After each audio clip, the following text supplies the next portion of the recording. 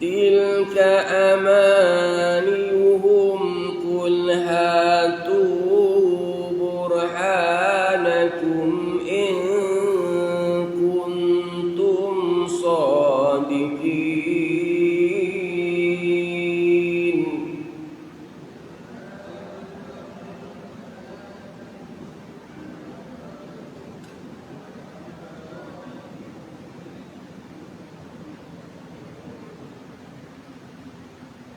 بلى من أسلم وجهه لله وهو محسن فله أجره عند ربه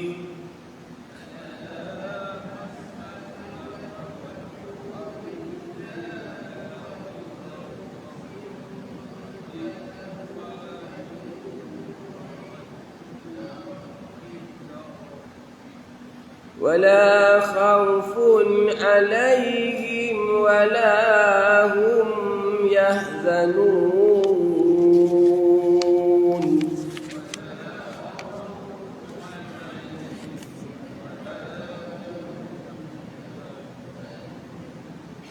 وقالت اليهود ليست النصارى على شيء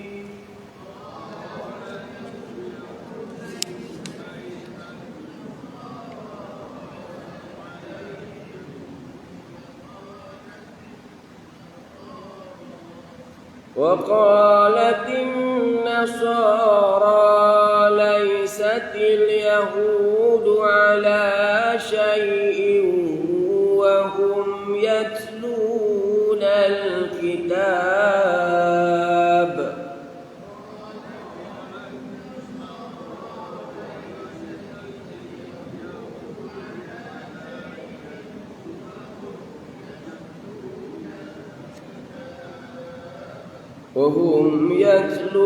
الكتاب كذلك قال الذين لا يعلمون مثل قولهم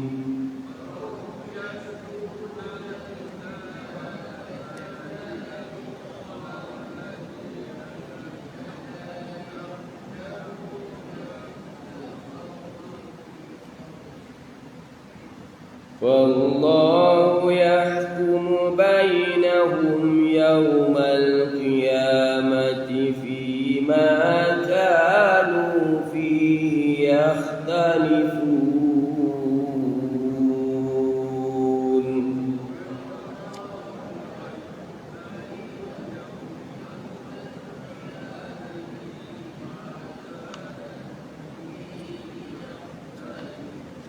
Sadaqallahul Azim.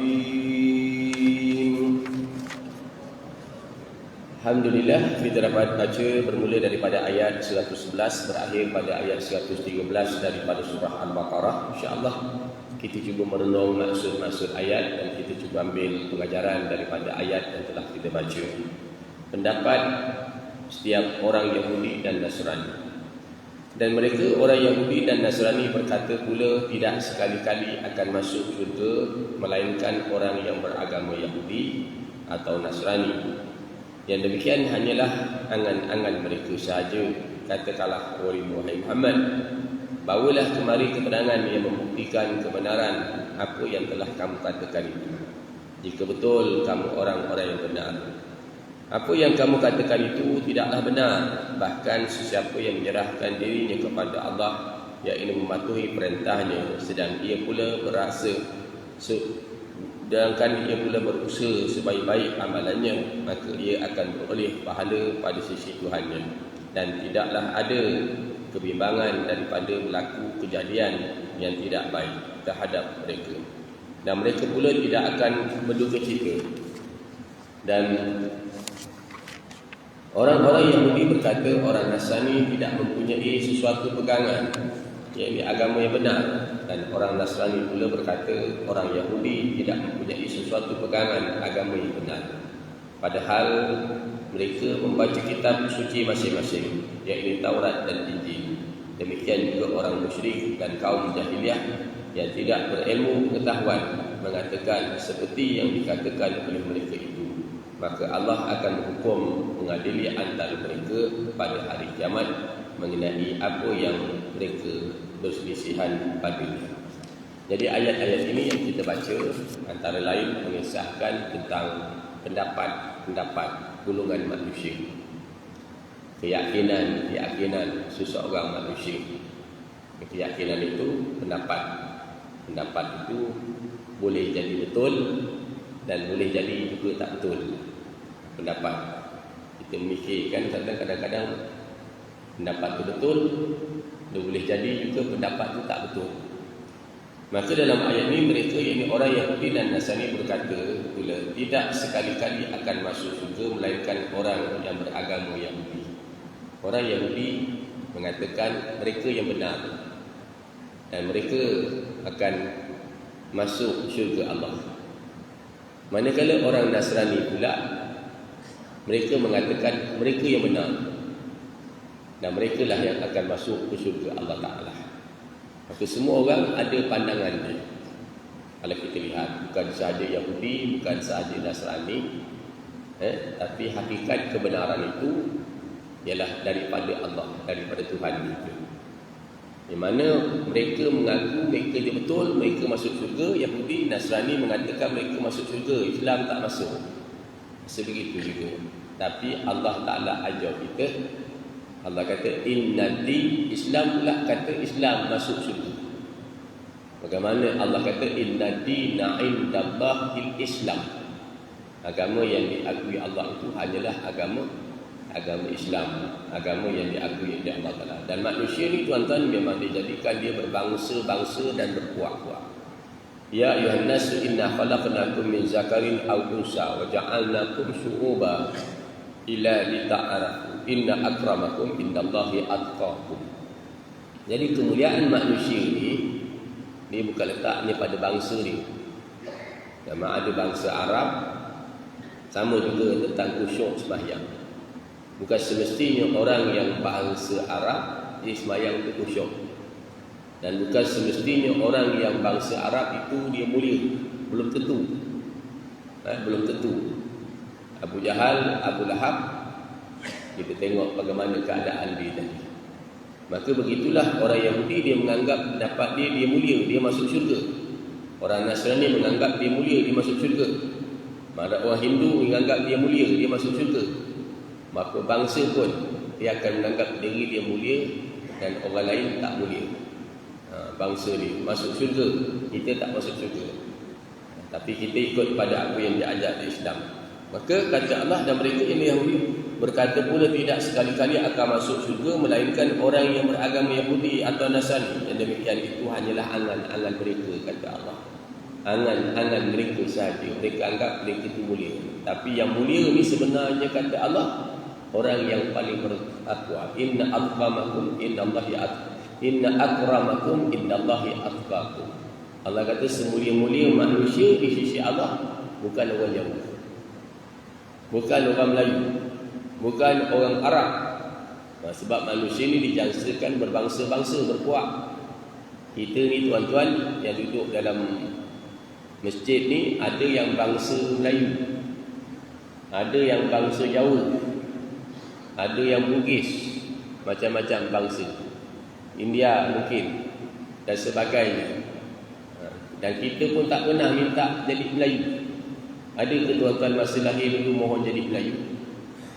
Ada tak? Lahir daripada perut mak isi korang permohonan nak jadi Melayu? Tak. Ada ke tuan-tuan berpermohonan nak jadi India? Tak. Tiba-tiba keluar jadi Melayu. Ayah saya India, mak saya Bugis, saya jadi Melayu. Jadi kalau tuan-tuan fikir, bangsa ni kita tak minta. Bangsa ni ketentuan Allah, kita jadi bangsa Melayu ke. Tetapi mulia atau hinanya kita ni bila kita berpegang kepada agama. Maka orang yang berpegang kepada agama, walaupun dia di India ke bangsa India, tapi dia sembah kepada Allah, maka dia dimulia. Tetapi walaupun dia di bangsa Arab, kita tengok sejarah Abu Jahal, Abu Lahab, Abu Talib, Abu Sufyan, itu abu-abu yang antara daripada keturunan Nabi. Kalau kita tengok, walaupun dia itu dari keturunan bangsa Arab, tapi dia tidak mulia di sisi Allah. Begitu keadaannya. Dan kita tengok dalam suasana yang lain daripada ini, letaknya mulia manusia, orang Islam ni dia mulia bila orang Islam ini dia berpegang kepada Islam. Bila dia pegang kepada Islam, maka bila dia mati, maka dia wajib dimandikan, dikafankan dan disembahyangkan dan dikebumikan. Jadi kita jangan jadi bangsa orang Yahudi yang menganggap diri dia sahaja mulia, masuk syurga. Maka kata Allah, itu tanggapan dia yang salah. Barulah keterangan yang membuktikan kebenaran. Kalau betul, apa bukti dia bahawa dia aja masuk syurga Allah? Dan apa yang kamu katakan itu, jika betul kamu orang-orang yang benar. Apa yang kamu katakan itu tidak benar. Bahkan sesiapa yang menyerah diri kepada Allah dan mematuhi perintahnya, sedang ia pula berusaha supaya baik amalannya, maka mereka ialah orang yang beroleh pahala pada sisi Tuhan mereka, kata Allah. Maka sesiapa sahaja, kata Allah, bangsa apa pun, kalau dia ni jenis tunduk sembah kepada Allah. Bilal bin Rabah dalam keadaan kulit dia hamba Habsyi, kulitnya hitam, tapi antara orang yang dijamin oleh Nabi sallallahu alaihi wasallam masuk syurga Allah Subhanahu wa taala. Itu kemuliaan manusia ni kan. Kita jangan letak bangsa-bangsa kita ni. Tapi kata ayat 112, apa yang kamu katakan itu tidak benar. Bahkan sesiapa yang menyerah diri kepada Allah, melaksanakan titah perintah Allah Ta'ala, sedangkan ia pula berusaha supaya baik amalannya, maka mereka akan boleh pahala dan di sisi Tuhannya. Dan tidaklah ada kebimbangan kalau kita kat dunia ni kita buat apa yang Allah Ta'ala perintah, kita tinggalkan apa yang Allah Ta'ala larang, maka kita akan dapat kemuliaan di sisi Allah Ta'ala, daripada berlaku kejadian yang tidak baik terhadap mereka, dan mereka pula tidak akan berduka cita, insya-Allah. Dulu saya sebut kepada tuan-tuan, kata Sayyidina Ali, orang yang nak masuk syurga Allah dan dia nak lari daripada neraka Allah, maka kata Sayyidina Ali, dia mesti himpun dalam diri dia 6 perkara, kata Sayyidina Ali. Dulu saya dah sebut, kita 2 tahun, 3 tahun lepas. Kata Sayyidina Ali, siapa yang nak masuk syurga Allah dan dia ni nak lari daripada neraka Allah, dia mesti laksanakan 6 perkara. Yang pertama, kata Sayyidina Ali, dia mengenal Allah. Lalu dia menunaikan segala hak-hak Allah tu ditunaikan. Hak Allah tu dia kena tunaikan. Kalau kita sembahyang, kan, maknanya sepatut-patutnya sembahyang dengan kerja, sembahyang tu. Istilah sekejap, saya ada kerja tu tinggal dulu sekejap, saya nak sembahyang dulu. Dia tunai, dia kenal Allah, dia tunaikan hak Allah. Yang kedua, dia kenal akan syaitan, adu Allah, musuh Allah. Maka dia menentang bisikan-bisikan syaitan. Dia sami'na wa ata'na, kami dengar, kami taat. Kami dengar, kami taat perintahmu ya Allah. Yang ketiga. Yang keempat, kata Sayyidina Ali, dia kenal akan kebatilan. Mana yang Allah Ta'ala haramkan, Allah larang, yang ni jangan buat, maka dia tak buat. Yang kelima, kata Sayyidina Ali, dia kenal dunia. Maka dia ambil dunia ni. Dia bukan buang dunia, dia ambil dunia, tetapi dia tidak lupa akhirat. Ambillah dunia ni, ambil. Kita ambil dunia ni, kita rebut, tapi kita tak lupa akhirat kita. Dulu saya cakap dengan tuan-tuan baik-baik, kadang-kadang dalam dunia ni dia macam musang dengan pisang. Pisang ni akan letak sebiji pisang, musang kejar sebiji pisang tadi. Akhirnya dia masuk sangkar. Rupanya sebiji pisang itu adalah umpan untuk memerangkap sang musang.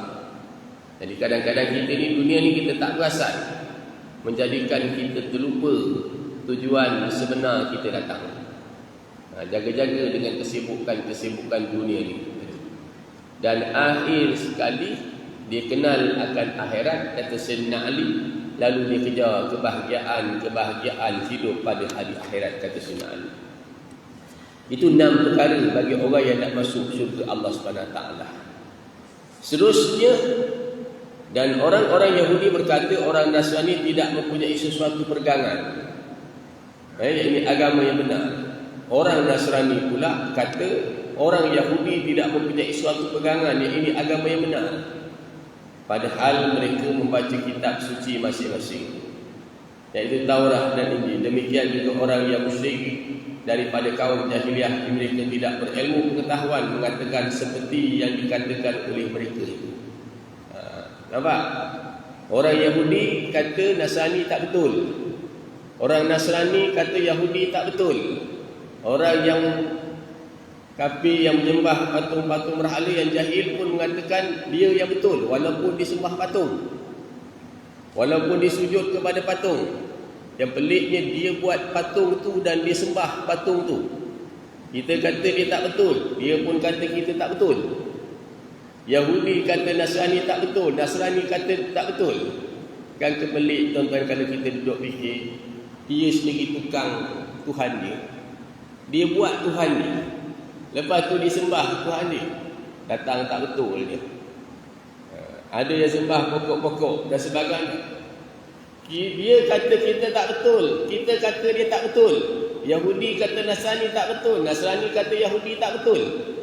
Jadi yang betul ni sebenarnya mana dia? Yang betulnya kata Allah ialah orang yang menyembah kepada Allah, tunduk patuh melaksanakan apa yang diperintahkan oleh Allah. Sama juga tadi saya kata yang mulia tadi. Yang mulia ni letaknya pada mana? Maka demikian juga orang musyrikin, yang dikata orang musyrik daripada kaum jahil yang tidak berilmu pengetahuan mengatakan seperti yang dikatakan oleh mereka itu, maka Allah akan menghukum, mengadili antara mereka pada hari kiamat. Sekarang ni biarlah kita nak cakap macam mana. Yang menyembah matahari pun dia kata betul, yang menyembah patung pun dia kata dia betul, menyembah busut pun dia kata dia betul, semua kata dia betul. Maka kata Allah, Allah akan menghukum, mengadili mereka besok di antara mereka pada hari kiamat mengenai apa yang mereka persisihkan. Itu kena faham. Hubungan dengan ayat yang sebelumnya, ayat ini adalah merupakan keistimewaan, kesinambungan kepada ayat yang sebelumnya. Ada sambungan daripada ayat yang telah kita baca yang sebelumnya. Ayat yang sebelum kita baca pada ayat 110. Allah kata, banyak antara ahli kitab Yahudi Nasrani suka kalau kiranya mereka dapat mengembalikan kamu menjadi kafir. Dia memang bercita-cita nak kita ni balik ikut kepada apa yang dibuat oleh datuk nenek moyang mereka. Itu antaranya. Dan sebelum ni mereka mengatakan kalau kami masuk neraka pun kami masuk sekejap aja. Lalu Allah kata datangkan hujah. Kalau kamu ni betul, kamu kata ni betul, datangkan hujah.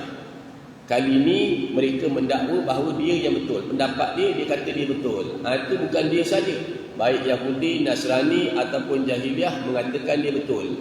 Maka Allah kata kalau begitu, tunggu besok pada hari akhirat.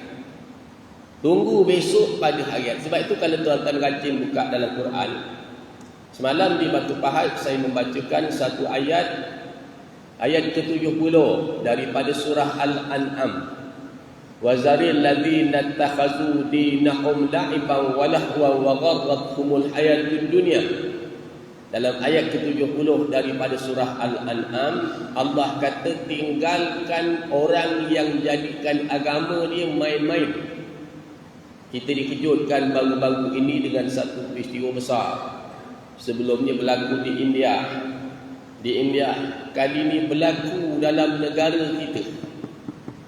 Ayat ni ada disebut dalam surah Al-Ma'idah, ada juga disebut dalam surah Al-An'am ayat ke-70. Tiba-tiba berlaku dalam negara kita. Orang membabikan Nabi Muhammad sallallahu alaihi wasallam. Lepas tu dekat mana pula berlaku Kuala Lumpur, lepas tu berlaku pula di Kelantan, lepas tu orang AJ azan pula. Kalau tuan-tuan lihat pada ayat ke-70 daripada surah Al-An'am, Allah kata wa dzaril ladzina takhadhu dinahum la'iban wa lahwa wa gharratuhumul hayatud dunya. Tinggalkan orang yang jadikan agama dia main-main sedekah. Ingatkan mereka dengan Quran. Besok kata Allah pada hari akhirat tidak ada tebusan. Mereka nak tebus tak boleh tebus. Walaupun banyak mana sekarang ni 40,000 nak cari, sehari orang boleh dapat 40,000. Nak tebus diri dia nak jamin 40,000 bayar cash money 40,000. Tapi besok pada hari akhirat kata Allah tidak ada baginya, tidak diterima tebusan. Apa seksaan dia? Kalau tuan-tuan buka, seksaan orang yang mati masuk neraka yang mainkan ayat Allah, memainkan agama Allah ni, dilekehkan agama Allah. Kata dalam Al-Quran, orang ini besok akan diberi minum air yang panas mendidih menggelegak. Itulah air yang akan diminum.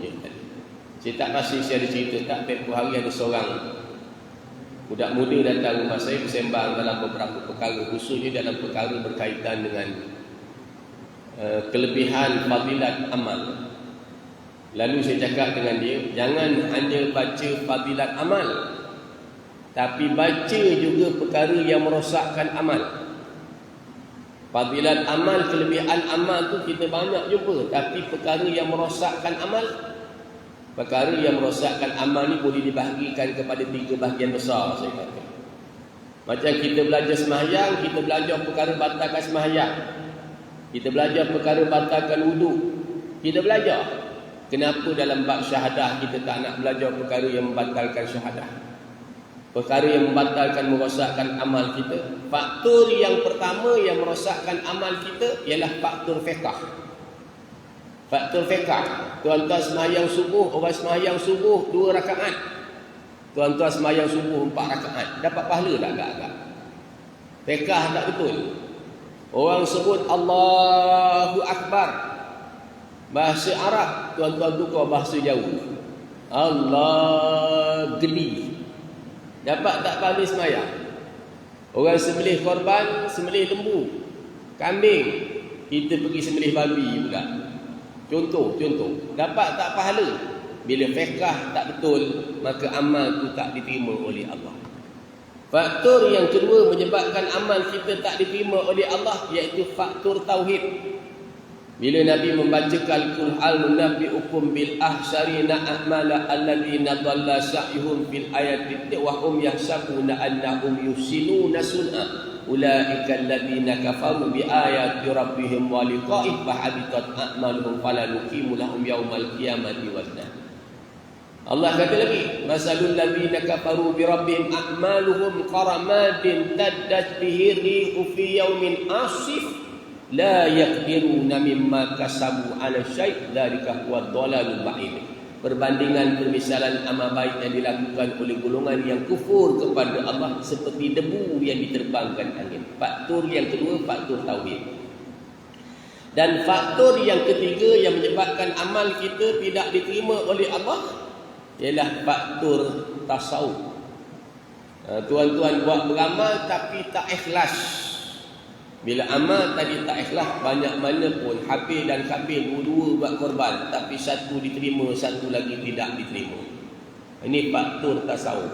Jadi jangan belajar hanya fadilat amal, tapi belajar juga perkara yang merosakkan amal, supaya amal kita tidak rosak. Saya kata pada dia tadi. Maka kata Allah, dan dirikanlah pada itu ayat yang lepas. Dan dia kata kesinambungan daripada setelah diterangkan bahawa orang Yahudi dan Nasrani berusaha memesongkan keimanan orang Islam, dalam ayat ini pula diterangkan dakwaan mereka yang menganggap bahawa hanya mereka sahaja yang layak memasuki syurga. Mereka anggap mereka aja masuk syurga. Mereka anggap mereka aja masuk syurga. Habis ada orang tanya, boleh tak kita mendakwa agama kita aja yang betul? Ya, boleh. Kenapa pula? Kerana Allah kata dalam Quran, Inna-d-dina 'indallahil Islam. Boleh tak kita kata semua agama sama? Semua agama masuk syurga? Boleh tak? Boleh tak? Tak boleh. Yang masuk syurga yang betul ialah orang yang menyembah kepada Allah. Umat dulu zaman Nabi Musa ada yang menyembah Allah dan ada yang menyembah selain daripada Allah. Zaman Nabi Isa pun begitu, ada yang menyembah Allah, ada yang mensyirikkan Allah SWT. Jadi zaman-zaman Nabi Musa ada tak yang masuk syurga? Ada. Zaman Nabi Isa ada tak? Ada. Zaman Nabi Muhammad ada tak masuk syurga? Ada. Ada tak yang masuk neraka? Ada tak? Jawabnya ada. Orang yang menjadi umat Nabi Muhammad tapi tidak ikut apa yang diajar oleh Nabi Muhammad sallallahu alaihi wasallam. Ini antara golongan yang akan masuk dihumban masuk dalam neraka Allah. Maknanya orang yang beriman, yang melaksanakan perintah Allah, insya-Allah dia masuk syurga. Apa bangsa, apa keturunan dia menyembah Allah, insya-Allah dia masuk syurga Allah. Sebab turun ayat ini diturunkan kepada orang Yahudi Madinah dan Nasrani Najran, di mana rombongan daripada Najran telah menghadap Rasulullah SAW. Mereka telah bersemuka dengan pendeta Yahudi. Mereka telah berdialog dan bertegang leher. Kumpulan-kumpulan Yahudi berkata, kami tidak memahami agama yang sebenarnya. Kamu tidak memahami agama sebenarnya. Dan mereka tidak mempercayai Isa dan Injil. Kumpulan Nasrani pula membalas, kamu juga tidak memahami agama sebenar. Dan mereka tidak mempercayai Musa dan Taurat. Maka turunlah ayat 113. Nampak? Yahudi kata dia betul, Nasrani kata dia betul, maka turunlah ayat 113 ini. Wa qalatil yahudu laysat bin nasara, yang kita bacakan tadi tuan-tuan. Sebab itu huraian dan tafsiran ayat 111 menerangkan bahawa orang Yahudi mendakwa tidak akan masuk syurga melainkan orang yang beragama Yahudi. Orang Nasrani juga mendakwa tidak akan masuk syurga melainkan orang yang beragama Nasrani. Nampak tak tuan? Dua-dua kata dia je masuk syurga. Dan setiap kumpulan mengkafirkan yang lain. Ini adalah harapan sesat mereka.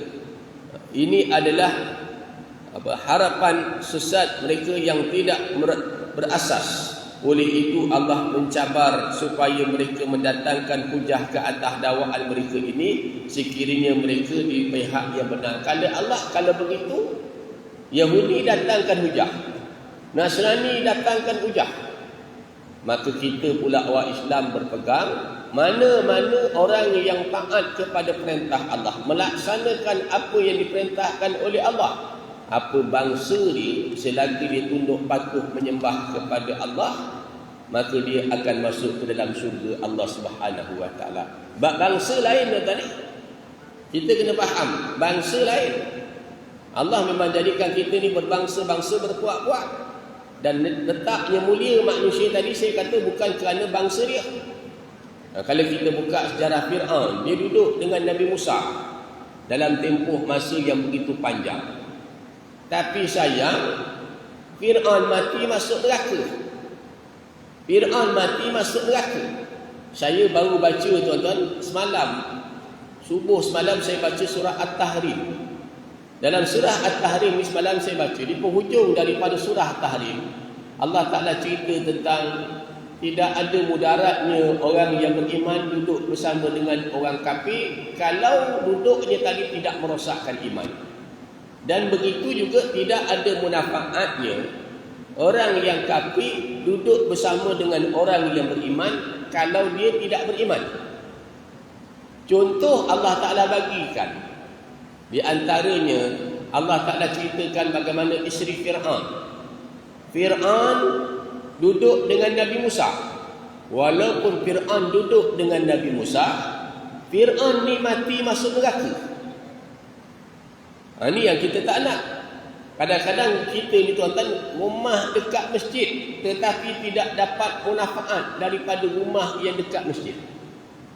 Semalam habis aja kuliah, saya singgah satu kawan ajak makan, terserempak dengan seorang ustaz. Bersembanglah kita bercerita berkaitan dengan majlis ilmu, majlis kuliah selepas PKP. Lalu macam-macam lah pandangan. Saya kata hari ni kita dah serasi duduk dekat rumah lama. Lepas tu bila dah kuliah ni tak ada, dah serasi duduk rumah lama, nak datang balik kuliah tak ada. Lepas tu disebut berkaitan dengan adab-adab belajar ilmu. Memang macam tu. Sebenarnya ada adab, barulah ilmu itu akan datang keberkatan dia. Duduk dalam majlis ilmu memang ada adab-adab belajar ilmu, baru datang keberkatan. Jadi cerita tadi tuan-tuan, Nabi Musa walaupun duduk bersama dengan Fir'aun tak dapat manfaat daripada kehadiran Nabi Musa. Jangan sampai kita ni rumah kita ada majlis ilmu, majlis kuliah, majlis tazkirah, kita tak dapat manfaat daripada masjid yang ada buat program. Pagi tadi kita bacakan satu hadis Nabi kata, mengisahkan bagaimana orang yang duduk dalam majlis ilmu itu sendiri keberkatan dia begitu besar. Malaikat mendoakan dia. Dan Allah Ta'ala ceritakan kisah Nabi Nuh. Nabi Nuh ni tuan-tuan, orang dulu kata kan, tidurnya sebantal dengan bini dia. Tapi Nabi Nuh masuk syurga, isteri Nabi Nuh masuk neraka. Nabi Lut alaihi salam masuk syurga, Nabi Lut, tapi isteri Nabi Lut masuk neraka. Aisyah pada ketika dia tengok janggut putih Nabi ni, dia menangis. Maka Nabi tanya, kenapa kamu nangis?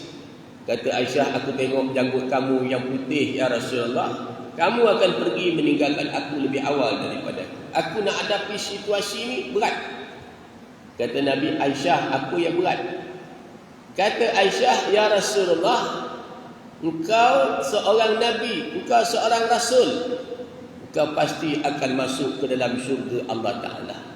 Tapi aku isteri seorang Nabi, isteri seorang Rasul, aku tak tahu nasib aku. Nampak tak ketakutan Aisyah? Aku tak tahu nasib aku ya Rasulullah. Engkau Nabi, engkau Rasul, engkau masuk syurga. Kalau masuk pun aku masuk syurga, aku takut engkau ni tahap tinggi, aku ni tahap rendah. Kan? Agak-agaknya kita ni besok tuan, kalau bini sama-sama masuk syurga, alhamdulillah. Tapi kalau seorang masuk syurga, seorang masuk neraka, berat juga. Satu lagi masuk syurga yang tinggi, satu lagi masuk syurga yang rendah. Macam mana agaknya? Jadi kata dia, aku duk risau fikir ya Rasulullah. Itu isteri Nabi. Maka Nabi kata, bila dia tanya, dia rasa takut macam tu. Kenapa? Sebab kata Aisyah, Nabi Nuh alaihi salam masuk syurga, isteri Nabi Nuh masuk neraka. Nabi Lut alaihi salam masuk syurga, isteri Nabi Lut masuk neraka. Anak Nabi Nuh masuk, Aisyah binti Mukhaimimin, isteri Fir'aun, masuk syurga, Fir'aun masuk neraka. Tuan-tuan, pelik tak agak-agak? Aisyah duduk bersama dengan Aisyah binti Mukhaimimin, isteri Fir'aun, duduk dengan Fir'aun, tapi iman dia tak jejah, dia masuk syurga. Isteri Nabi Nuh alaihi salam, dia duduk dengan Nabi Nuh tapi masuk neraka. Nampak tak? Nampak tak? Jadi kalau kita ni jadi laki kita jadi, awak tak kenal laki saya Ustaz, belum tentu. Jangan ingat bini ustaz laki hebat, belum tentu. Dan jangan ingat juga pula isteri tukang kebun, belum tentu tak hebat. Yang paling hebat ialah yang bertakwa. Orang yang bersih sampah, yang sapu sampah dekat tepi jalan tu tuan-tuan, walaupun dia kerja sapu sampah, tapi kalau dia beriman, bertakwa kepada Allah, dia lebih mulia daripada yang lain, tuan-tuan. Tadi saya sebut dekat masjid tadi, perkataan duli. Orang tua-tua dulu kan guna perkataan duli yang maha mulia. Saya pun lama fikir, apa makna duli ni?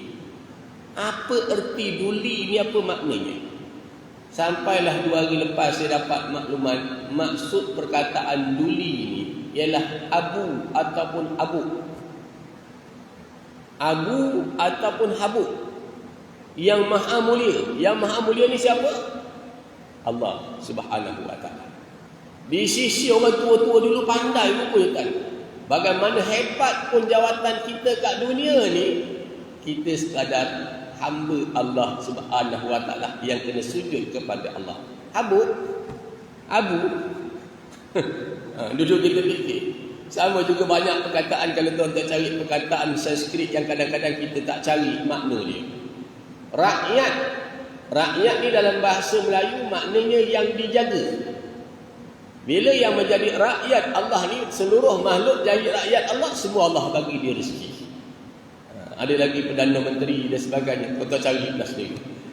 Maka dalam bab itu, masuk syurga melainkan orang yang beragama. Dia kata nak setiap kumpulan mengkafirkan yang lain. Ini adalah harapan sesat mereka yang tidak berasas. Oleh itu Allah mencabar supaya mereka mendatangkan hujah ke atas dakwaan mereka ini. Sekiranya mereka di pihak yang benar, ini menunjukkan bahawa dakwaan mereka itu tidak berasas. Sebenarnya tak ada asas, tak ada hujah, tak ada bukti menunjukkan Yahudi sahaja mulia, Nasrani sahaja mulia, tak ada bukti. Tapi Allah kata orang yang bertakwa.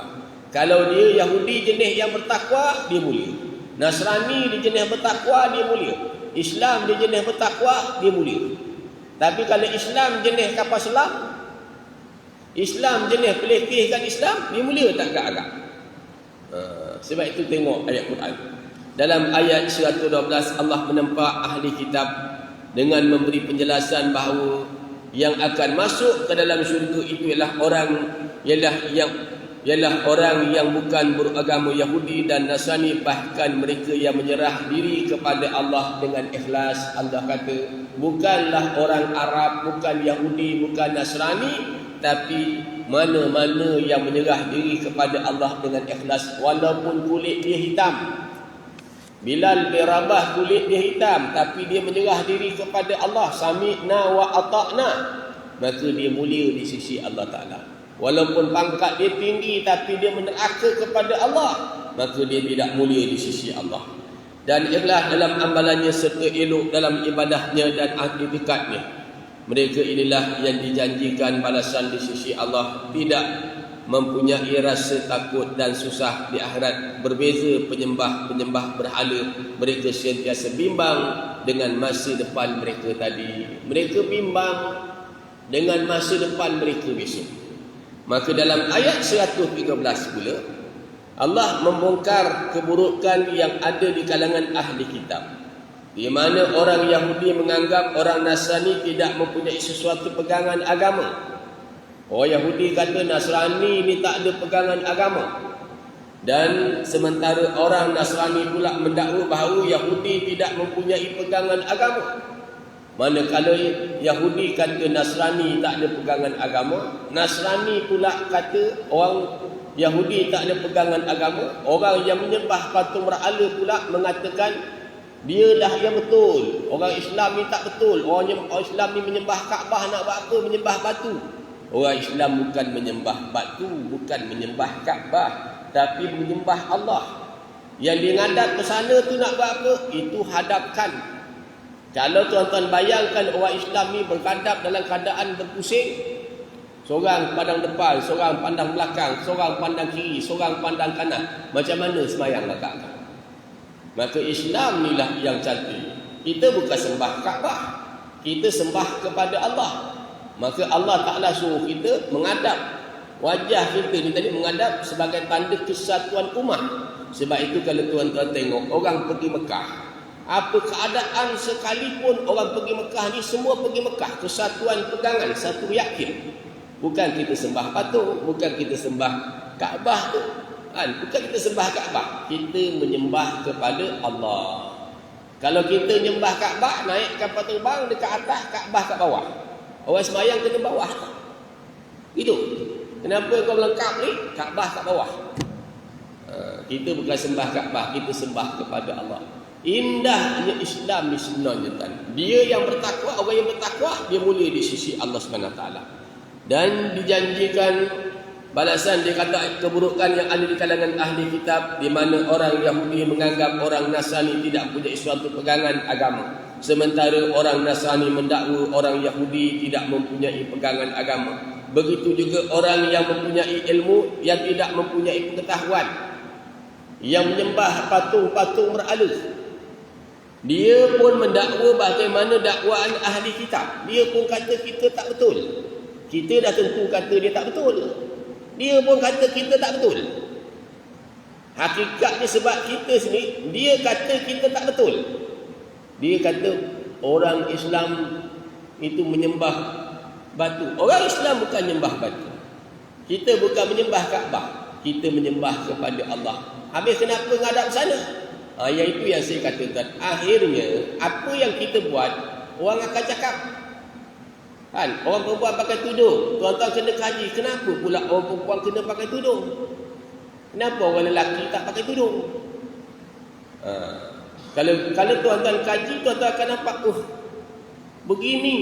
Bila saya baca ayat 68, 69 daripada surah 66, 67, 68, bermula daripada ayat 65. Ayat 60, wa huwal ladzi yatawaffakum bil-laili wa ya'lamu ma jarahtum bin-nahar. Dia yang menidurkan kamu pada waktu malam.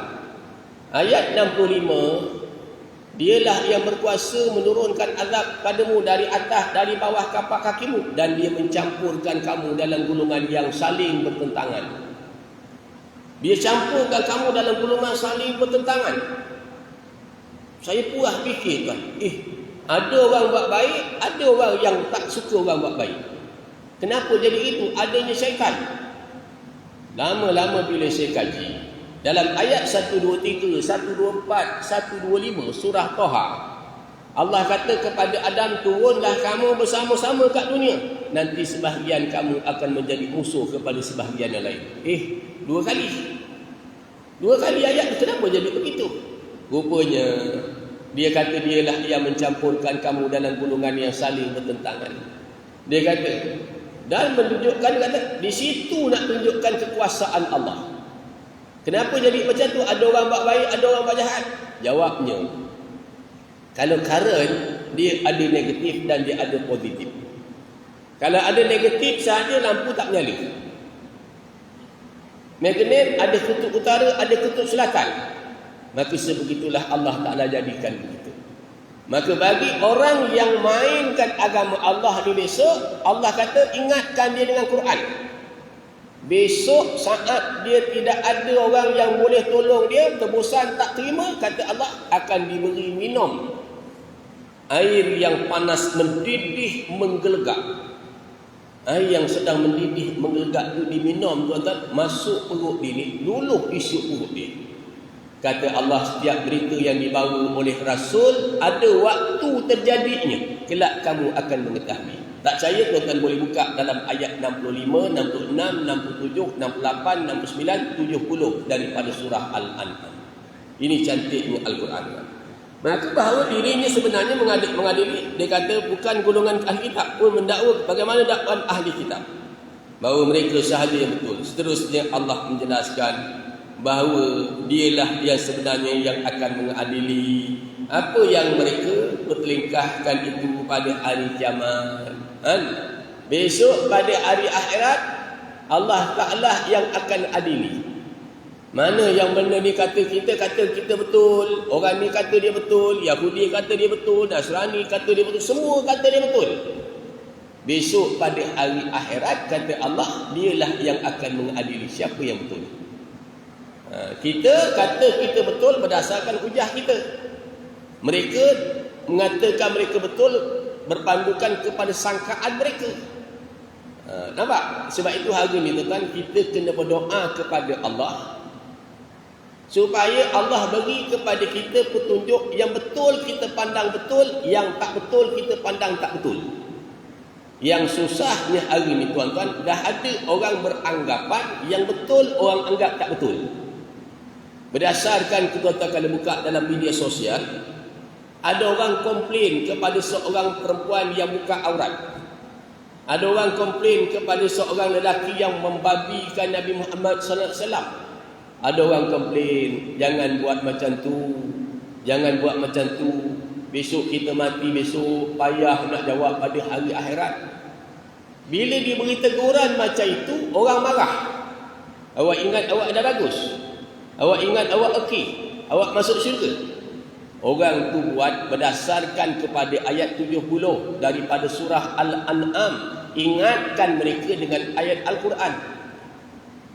Tapi yang ini orang yang tegur pula orang kata dah tak betul. Ini susah. Jadi kita nak supaya Allah tunjukkan kepada kita yang betul tu betul, yang tak betul tu salah, yang tak betul tak betul. Yang susahnya kita nampak yang tak betul tu betul, yang betul tu kita nampak tak betul. Itu susah. Harap-harap tak jadi begitu, tuan-tuan. Kesimpulan ayat kita, Islam mengingatkan umatnya supaya jangan mudah terpengaruh dengan pandangan agama lain. Jangan mudah terpengaruh dengan pandangan agama lain. Kita dah ada Islam. Orang tua-tua dulu kata pegang bara api sampai jadi apa? Arang. Jadi abu. Pegang bara api sampai jadi apa? Arang. Arang ke abu? Sampai jadi arang. Kita dah ada Islam. Islam ni agama terbaik. Cuma orang tak kaji hari ni Islam. Orang tak pernah kaji. Kenapa? Yang dia tahu, dia nampak lelaki boleh kahwin 4, orang perempuan tak boleh kahwin 4. Dia tengok mana ada. Lah, hari ni aja tuan-tuan tengok cukup lah. Orang lelaki berapa ramai, orang perempuan berapa ramai. Tengok tu cukup kata. Saya bercakap ni bukan nak suruh tuan-tuan kempen ustaz suruh kahwin 4. Ada yang merajuk. Kecil hati ustaz cerita kahwin 4 aja. Nak sebut contoh. Ada masa orang kata tak adil ustaz. Adil ni tuan-tuan bukan boleh ikut kepala otak kita. Kalau adil ikut kepala otak kita, kita ada anak umur 2 bulan, seorang lagi umur 20 tahun. Pasal kita nak adil sama rata, anak yang 20 tahun makan nasi 4 pinggan, anak yang 2 bulan tu kita suap nasi 4 pinggan. Apa jadi? Pecahlah perut dia. Kan, kita ada anak lelaki, anak perempuan. Anak perempuan kita belikan tudung, anak lelaki kita pun beli tudung. Sama rata. Anak tanya, apa pasal abah beli tudung? Adil. Akak engkau bapak beli tudung, engkau pun bapak beli tudung. Itu bukan adil, itu nama dia sengal. Letak sesuatu tu kena pada tempatnya. Ada kelebihan orang perempuan dan ada kelebihan orang lelaki. Ada kekurangan orang perempuan dan ada kekurangan orang lelaki. Hebat-hebat orang lelaki. Haji Latif hebat. Boleh mengandung? Tak boleh.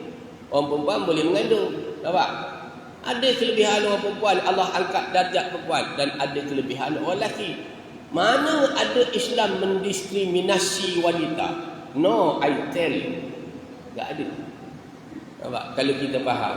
Jadi Islam ni secantik-cantik agama, sampai bukan kata tuan-tuan nak takbir negara, sampai kepada nak buang air besar, buang air kecil tu pun ada adab dia. Nak buang air besar tu, air kecil, ada adab dia. Anak murid tanya, ustaz, kenapa tak boleh lubang buang air besar dekat tanah merekah ustaz? Dekat lubang haiwan ni kenapa tak boleh berak ustaz? Yang lain jawab, kau kalau buang air besar dalam lubang haiwan, ular tu patut untuk kau tak guna. Itu pandangan budak. Pandangan Islam, sebab lubang haiwan tu tempat duduk binatang tu. Kalau kita, rumah kita orang berak, marah tak kita? Ayam berak di rumah kita, marah tak? Marah. Habis binatang nak duduk? Sampai ke situ Islam kaji tuan-tuan punya cantik dan indahnya. Cuma kita tak nampak sahaja kecantikan keindahan Islam. Kan? Agama lain tak ada. Nak makan, nak minum, nak buang air besar, bukan nak kentut tu pun ada hukum. Hukum kentut ada, bukan? Asalnya harus. Tapi kadang-kadang dia boleh jadi makruh, kadang-kadang dia jadi haram. Apa jadi haram? Kita pergi kat muka orang, kita pun angkat bongking tepam, tembak. Haram hukum dia. Itu kena faham cantik betapa indah. Sebab itu kita pilih Islam. Okey. Jadi jangan kita ni mudah terpengaruh dengan pandangan agama lain. Orang putih jumpa, hello, how are you? Kita orang Islam ada Assalamualaikum. Assalamualaikum. Baik, ada doa. Ada orang minta selamat pagi. Pagi selamat, orang tak selamat. Islam assalamualaikum, kesejahteraan atas kamu, doa. Itu dia. Jangan terpengaruh dengan agama lain. Dua, Allah memberi jaminan sesiapa yang menyerah diri kepadanya dan melakukan kebaikan dengan penuh ikhlas akan diberi ganjaran yang setimpal. Insya-Allah. Tuan-tuan taat kepada perintah Allah, tuan-tuan tinggalkan larangan Allah, syurga tempat tuan-tuan. Sedap tak masuk syurga? Sedap. Saya cakap pagi tadi, masuk syurga ni tuan, makannya tak buang air besar, minumnya tak buang air kecil. Sedap tak sedap? Ini kejap-kejap nak pergi tandas, kejap-kejap nak pergi tandas, kejap-kejap nak pergi tandas. Sana makan je. Air besar, nak buang air besar tak ada. Oh, relax aja, duduk. Tak buang air besar tak ada buang air besar, tak ada buang air kecil. Tak seronok. Ini kejap-kejap. Terpaksalah umur tua-tua ni tandas ada 3. Dalam bilik rumah ada 1, dalam bilik peribadi ada 1, dekat depan ada 1, takut tak sempat. Wallahualam.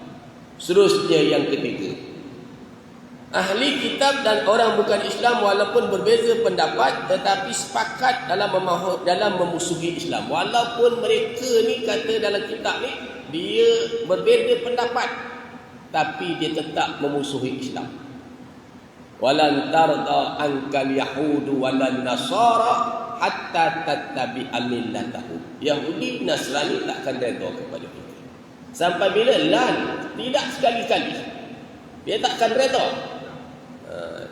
Sehinggalah mereka ikut agama nenek moyang mereka tadi, sampai situ kita berhenti. Allahumma arhamna bil Quran waj'alhu lana imaman wa nuran wa hudan wa rahmah.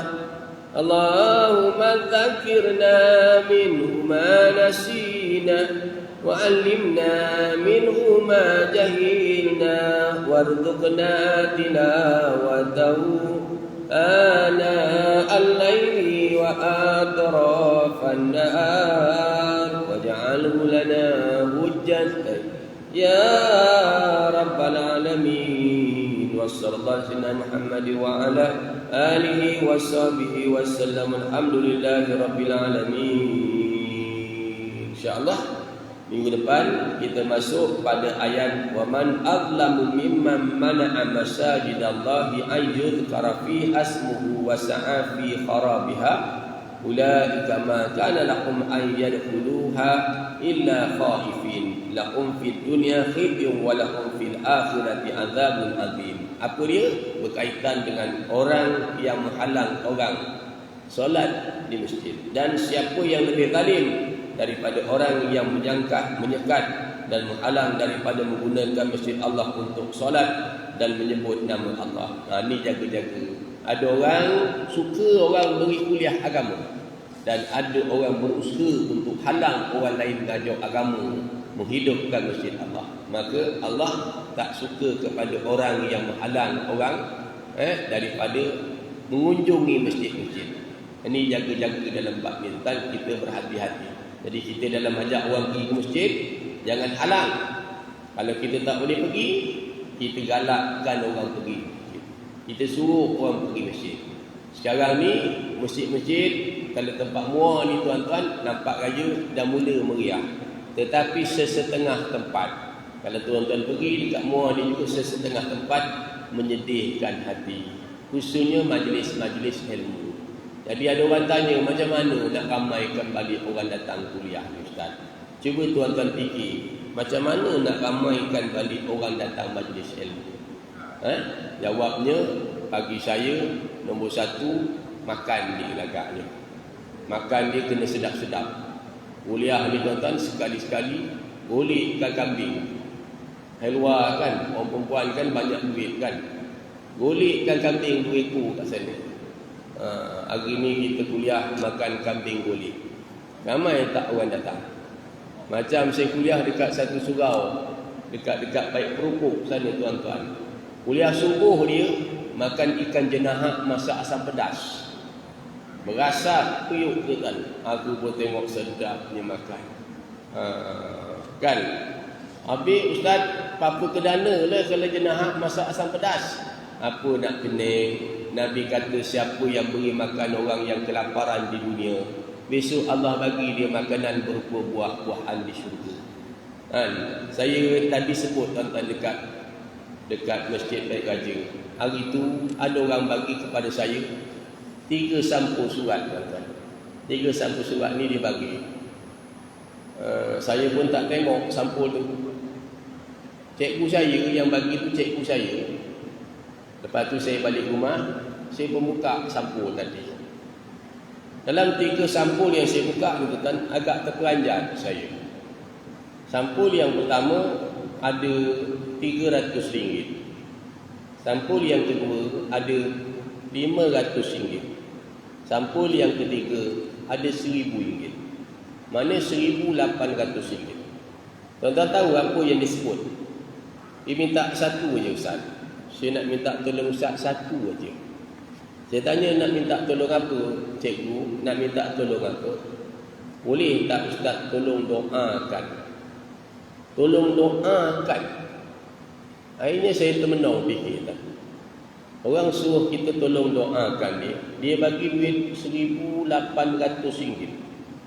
Ada lagi duit tu. InsyaAllah besok lusa saya cuba belanjakan untuk bagi pelajar-pelajar miskin. Ramai-ramai kumpulkan budak, baca Yasin, bagi budak-budak makan. RM1,800 hanya doa saja. Ada lagi duit. Dia kata tak je, saya boleh tunjukkan pada tuan-tuan. RM1,800. Jadi saya duduk fikir, dalam hadis yang saya baca tadi, siapa yang nak dirinya didoakan oleh para malaikat, maka hendaklah diri rajin duduk masjid, duduk dalam majlis-majlis ilmu. Kenapa jumlah malaikat yang begitu ramai doakan kita tak nak? Lazimnya orang yang pergi masjid, kalau tuan-tuan perhati betul-betul, tengok betul-betul, orang yang pergi masjid biasanya sihat-sihat belaka. Tengok Haji Latif, umur dah 42 dah. Kalau kahwin lagi satu pun beranak juga. Tapi dia sihat. Sebab apa? Atas keyakinan, insya-Allah para malaikat sentiasa mendoakan orang yang duduk dalam majlis ilmu. Lazim kalau kita duduk dalam majlis ilmu, insya-Allah. Wallahu a'lam. Kita buka kepada kitab kita, insya-Allah. Masa amat mencemburui kita, tinggal 10 minit saja lagi. Kita sambung balik kepada kitab kita, iaitu beriman kepada Allah Subhanahu wa taala, sampai kepada nama-nama Allah Subhanahu wa taala yang ke-7. Nama Allah yang ke-7. Jadi bila kita belajar tentang nama Allah ini, tuan-tuan, dia adalah melambangkan sifat-sifat Allah Subhanahu wa taala. Kita tidak belajar tentang zat Allah. Sebab Nabi kata tafakkaru fi khalqillah wa la tafakkaru fi zatillah. Kata Nabi, fikirkan tentang apa yang Allah jadikan, jangan fikirkan tentang zat Allah taala. Jangan fikirkan tentang zat Allah. Kita percaya Allah tak sama, tak serupa dengan kita. Nama yang ketujuh bagi Allah Al-Mu'min, yang melimpahkan keamanan atau yang maha membenarkan. Yang dimaksudkan Al-Mu'min iaitu melimpahkan rasa aman dan segala ketakutan, dari segala ketakutan dan kebimbangan dalam hati hamba-Nya yang beriman dan beramal saleh. Atau bermaksud membenarkan dirinya segala kitabnya dan perkara dan para rasul alaihi salatu wassalam, sama ada dengan firman-Nya atau mukjizatnya yang dikurniakan kepada mereka. Iaitu sifat yang seluruhnya melimpahkan rasa aman. Allah Ta'ala kurniakan, letakkan rasa aman dalam hati kita ni. Kadang-kadang kita bangun, kita rasa dalam keadaan keluh kesah. Kadang-kadang kita gelisah. Duk fikir masalah ni kita rasa gelisah. Maka Allah Ta'ala bagikan keamanan tu dalam hati kita. Dia yang beri kita ketenangan dan ketenteraman. Kadang-kadang orang bangun dia gelisah.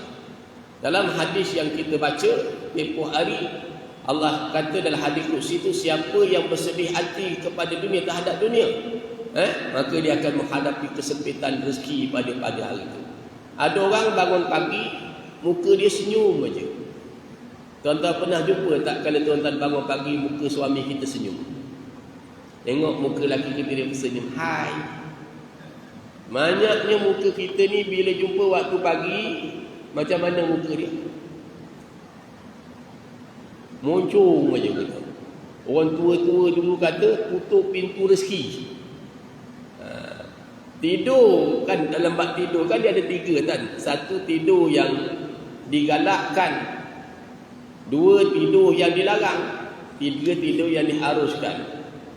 Yang digalakkan tidur ni, yang dilarang tidur lepas subuh. Tapi itulah masa sedap tidur. Kena hujan pula. Tapi dilarang tidur yang disuruh qailullah sebelum waktu zuhur, sekitar lebih kurang setengah jam sebelum zuhur. Ialah itu waktu malam biasalah. Jadi begitu juga dia kata Allah Ta'ala melimpahkan rasa aman dari segala ketakutan.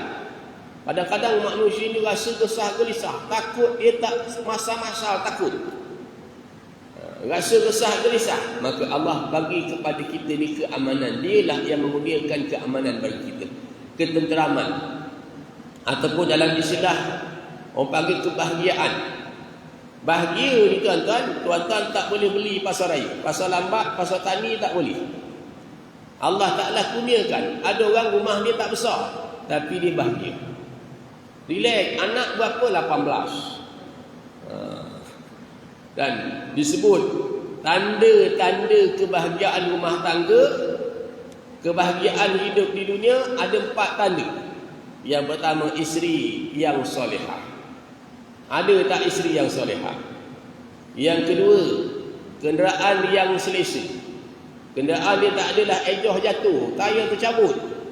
Tengok tayar mana tayar tercabut, tergolek. Kenderaan isteri yang selesa, rumah yang selesa. Bukan mesti besar. Dulu masa kita muda-muda nak rumah besar. Rumah kalau boleh nak 18 bilik. Sekarang dah tua, kalau boleh rumah nak 1 bilik je. Kalau boleh sini tandas, sini bilik air, semua siap. Betul tak betul? Naik penat. Besok kita dekat akhirat, tuan-tuan, rumah kita, kubur kita kecil. Tetapi ada yang dilapangkan dan ada yang disempitkan. Mudah-mudahan tuan-tuan dan saya termasuk kategori yang dilapangkan. Walaupun sempit tapi lapang, kecil tapi dilapang. Kadang-kadang rumah kita besar tapi sempit. Sebab apa? Banyak sampah. Macam saya cakap dengan tuan-tuan tempoh hari, peti ais besar, 7 pintu. Tapi macam-macam dalam peti ais. Nasi 2 hari lepas ada, mi goreng semalam ada lagi, mi bandung hari tu ada lagi. Bersusun-susun pulut durian, nasi goreng, bertindih-tindih, sampah-sampah tu tak dibuang. Jadi kita tak. Maka Allah kurniakan kepada kita keamanan. Saya cakap dengan tuan-tuan tadi, saya pergi satu masjid, terserempak dengan seorang tua. Orang tua ni tuan-tuan, umur dia 72 tahun. Saya tanya, Haji sihat? Kuranglah Ustaz. Tapi boleh pergi masjid kan Haji? Boleh pergi masjid. Umur Haji berapa? 72. Tapi isteri saya ada masalah Ustaz kata dia. Dia ngaku sendiri. Isteri saya umur 69 Ustaz. Muda lagi. Tapi semua dah tak ingat. Makan pun makan. Minum kadang-kadang minum air kencing. Makan dan nyanyuk Ustaz. Umur 69. Makan berak semua kat situ Ustaz. Saya uruskan dia. Bila dia kata uruskan, saya pun cakap dengan dia, habis siapa bagi Haji makan? Bagi duit siapa bagi? Dia kata orang bagi bantuan Ustaz. Ada aja orang hantar bantuan. Lalu saya cakap dengan dia, Alhamdulillah Haji, inilah susah hidup di dunia. Tapi susah hidup akhirat. Allah kata yauma la tamliku nafsun li nafsin syai'a wal amru yauma idzil lillah. Allah kata akhirat besok susah, tak ada orang boleh tolong kita. Kita akan sendiri-sendiri kata Allah. Nafsi. Lepas tu dia cakap dengan saya, Ustaz, saya ada 8 orang anak Ustaz. 8 orang anak. 6 perempuan, 2 lelaki Ustaz. Habis macam mana? Okey lah tu. Seorang pun anak saya tak ingat kepada saya Ustaz. Nyengah, kata nyengah nak beri bantuan, langsung tak ada ustaz. Jadi ada orang bagi bantuan, anak sendiri tak bagi. Lalu saya cakap dengan dia, pada ayat ke-46 Allah kata al-mal wal banuna zinatul hayatid dunya wal baqiyatu salihatu khairun 'inda rabbika sawaban wa khairun amalah. Allah kata harta dan anak-anak merupakan perhiasan dalam kehidupan kamu di dunia. Tapi amal yang baik yang berterusan lebih baik di sisi Tuhanmu dan lebih baik pula menjadi harapan bagimu. Maknanya hari ni kalau anak-anak dekat dunia ni tuan-tuan, kalau anak-anak kita kat dunia ni dia tak tolong kita, agak-agak akhirat besok mustahil tak dia ditolong kita. Agak-agak. Kalau dekat dunia ni dia tolong kita, insya-Allah dekat akhirat tu pun rasanya dia nak tolong kita. Tapi kalau dekat dunia ni pun dia tak pandang kita, masa kita hidup dah tua dia tak nak tolong kita, akhirat agak-agak dia nak tolong kita tak? Jadi dalam ayat tu kata, pada ayat ke-46 kata, lebih baik kamu bergantung harap kepada amal kamu sendiri, kata Allah, daripada nak gantung harap kepada anak-anak dan harta kamu tadi. Maka Allah beri kebenaran, keimanan, beramal, dan dia kata melimpahkan keamanan. Tak ada rasa keluh kesah. Kadang-kadang kita memang rasa takut begitu. Allah letakkan keamanan dalam diri kita kan. Jadi kita relax aja. Apa benda besar berlaku macam mana besar pun berlaku kat dunia ni, insya-Allah kita relax. Tadi saya kongsikan satu amalan yang Nabi ajar, amalan itu kan untuk merawat sakit. Dekat Bek Raja tadi saya beritahu. Saya pun baru jumpa. Bila saya baru jumpa, saya cuba kongsikan kepada orang. Mana tahu dengan berkat tu, ilmu tu, tuan-tuan amal dapat beri apa tadi kebaikan pada kita. Di antaranya Nabi suruh ambil air hujan. Air hujan ni tak kira lah malam Jumaat ke, arwah cikgu saya dulu suruh cari air hujan malam Jumaat. Arwah cikgu saya dah meninggal. Ambilkan air hujan, bacakan surah Al-Fatihah, Al-Ikhlas, Falaq, An-Nas dan Ayatul Kursi. 5 ni. Surah Fatihah, Al-Ikhlas, Al-Falaq, An-Nas, Ayat Kursi. Setiap satu baca sebanyak 70 kali. Oh banyaknya ustaz. Habis macam mana? Tuan-tuan tak lah air hujan tu 2 kolak tu. Bacalah, boleh pakai selama-lamanya insya-Allah. Faham tak? Insya-Allah siapa yang ditimpakan padanya sakit, Allah Ta'ala bagikan padanya kesembuhan. Minum bila-bila masa kita nak minum, terutama siang dan malam. Ulang sekali lagi. Baca, ambil air hujan. Padahlah air hujan tu mungkin 2 beldi, 3 beldi, 2 kolah, 3 kolah. Diri dekat tu agaknya, bacakan surah Al-Fatihah, Al-Falaq, Al-Ikhlas, Al-Falaq, An-Nas, Ayatul Kursi. 70 kali setiap satu, baca sebanyak 70 kali. Habis tak habis, tak sambung lagi. Bismillah. Jangan laju-laju. Tak. Alon-alon. Habis sekali tiup. Habis sekali tiup. Habis sekali tiup. Buat. Dah habiskan tengah hari surah Al-Ikhlas pula 70 kali. 70 kali, 70 kali. Habis pula tersambung lagi besok. Insya-Allah Allah Ta'ala bagikan padanya kesembuhan.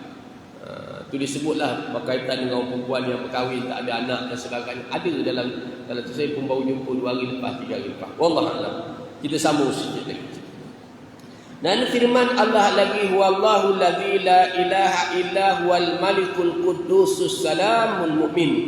Dialah Allah yang tidak ada Tuhan melainkan Dia, yang menguasai sekalian alam. Bukan alam dunia ni aja, segala alam tu bawah kekuasaan Dia. Yang maha selamat sejahtera dan maha membenarkan atau melimpahkan keamanan. Dia bagi keamanan.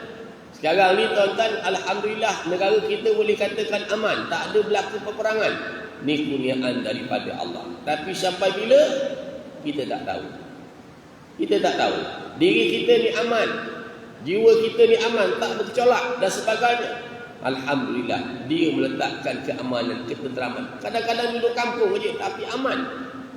Duduk ni dalam keadaan kita pening, yang ni hijab, yang ni penjab, yang ni penang, lagi pening kepala, tuan-tuan. Lagi macam-macam anak. 10 anak, lagi pening kepala kadang-kadang. Wallahu a'lam. Kita berhenti sampai situ, nanti kita sambung balik, maka mintalah kepada Allah keamanan. Oleh kerana dia yang maha menyempurnakan keamanan, maka kita minta kepada Allah supaya diberikan kepada kita keamanan jiwa kita, keamanan negeri kita, negara kita, keluarga kita, daripada berlaku sebarang perselisihan antara satu sama lain. Wallahu a'lam.